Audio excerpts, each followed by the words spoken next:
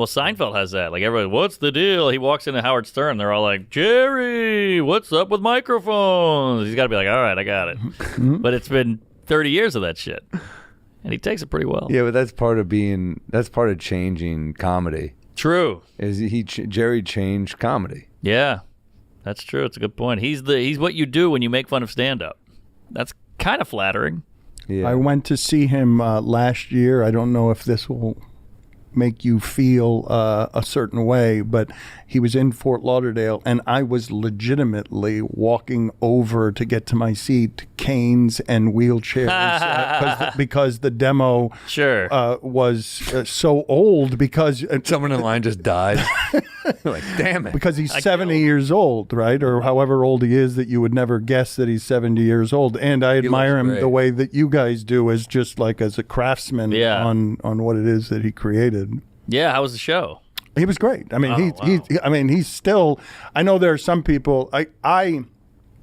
It's tough for comedy to age. I don't know a lot of comedians in their 50s. Like just what's happened with Eddie Murphy, where you're you remember what that was when it was Young and Hungry, and then success happens, and why would you be that young and hungry again? Why would you choose whatever the suffering is between specials, unless your personal pride is so strong and your love of it is so strong that you can't help but not get fat on whatever it is that fame and temptation are. Like once you've arrived at an airport hangar filled with with cars that Jerry Seinfeld has, like what's the motivation to still be great? In his case, it's personal pride. Yeah, and he just loves it. He just loves stand-up. He loves the writing. He loves the whole routine of it. But to your point, Larry David finished Curb, 12 season, whatever it is. He goes, I'm going back to stand-up. He did, I think, 2 shows, and now he's done.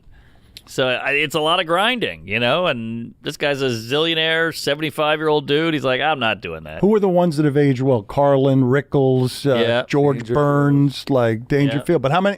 Who of the modern comics that you guys admire? Who's like older? Can you imagine in 60s and 70s still like grinding it, doing tour work, being at a restaurant somewhere in Cleveland in the kitchen because they just got to make the material work? It's funny saying grinding because a lot of them are going to be flying private. That's true, but Attell and Quinn, they'll be in first class. Yeah, they'll be commercial air, and they'll be doing clubs and back rooms. A lot of pride, for sure. Well, let me ask you guys this about Attell, because his last special was 39 minutes, and he purposely farted out the last 3 minutes, like as a fuck you to everybody.